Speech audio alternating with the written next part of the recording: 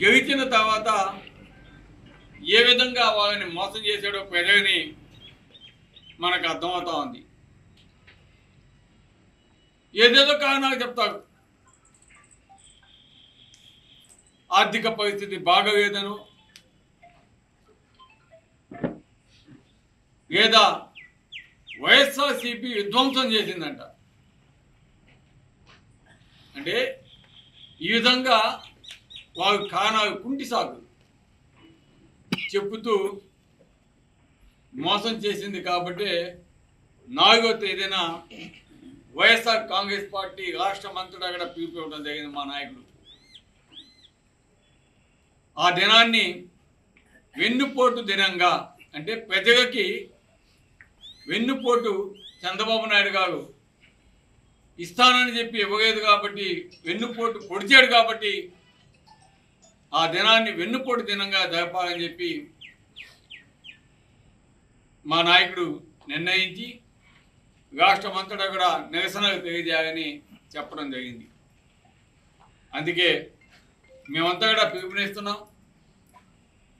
ప్రతి ఒక్క నాయకుడు, కార్యకర్త అందరూ కూడా బయటికి రావాలి. ఈ కార్యక్రమంలో మన నిరసనని తెలియజేయాలి. ముఖ్యంగా ఎవరైతే మోసపోయారో ప్రజలంతా కూడా స్వచ్ఛందంగా వచ్చి ఈ కార్యక్రమంలో పార్టిసిపేట్ చేయాలని కూడా నేను మనసాగా కోరుతున్నాను. అంతేకాకుండా రాష్ట్రంలో అరాచక పాలన ఏ విధంగా జరుగుతుందో, రెడ్ బుక్ రాజ్యాంగం ఏ విధంగా జరుగుతూ ఉందో మనం చూస్తూ ఉన్నాం.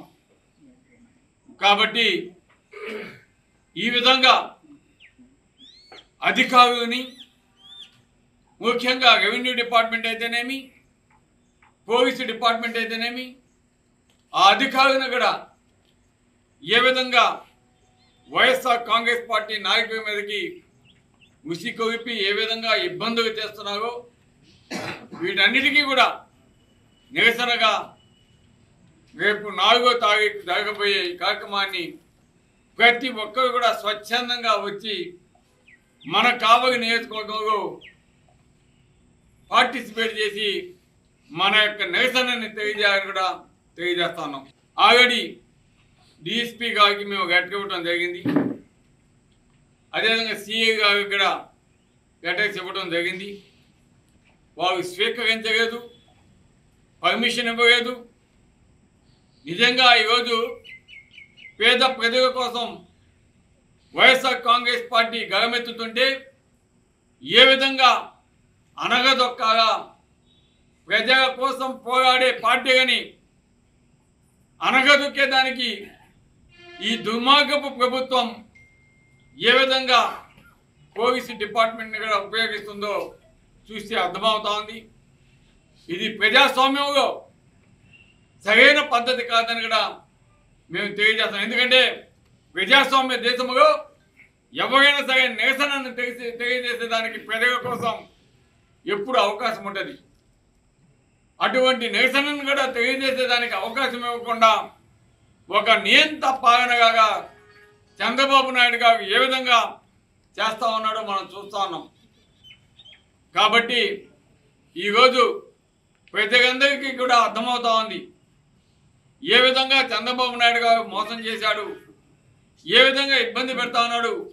ఆఖరికి ఈరోజు 1వ తారీఖు నుంచి రేషన్ ఇస్తే ముసలివారు, అదేవిధంగా వికలాంగులు రేషన్ కోసం పోయి అక్కడ పడిగాపులు కాస్తూ ఏ విధంగా కిలోమీటర్లు నడిచి తెచ్చుకుంటున్నారో చూస్తూ ఉంటే అర్థమవుతా ఉంది. గత పాలన ఏ విధంగా ఉంది, ఈరోజు పాలన ఏ విధంగా ఉంది.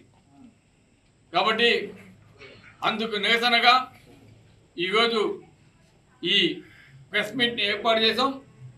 రేపు తెలుగుదేశం సంబంధించిన నాయకులు కూడా ప్రెస్ మీట్ ఏర్పాటు చేస్తామని చెప్పున్నారు. మీటింగ్ కూడా అరేంజ్ చేస్తున్నారు.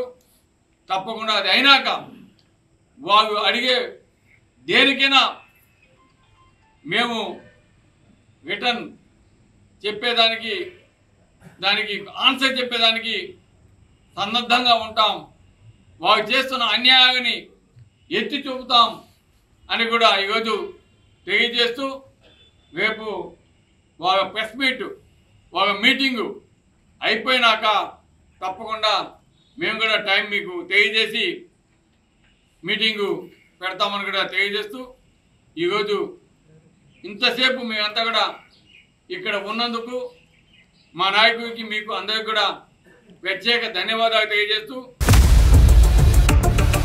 ఇండియా పాకిస్తాన్ తాజా అప్డేట్స్ కోసం డౌన్లోడ్ చేసుకోండి RTV లైవ్ యాప్.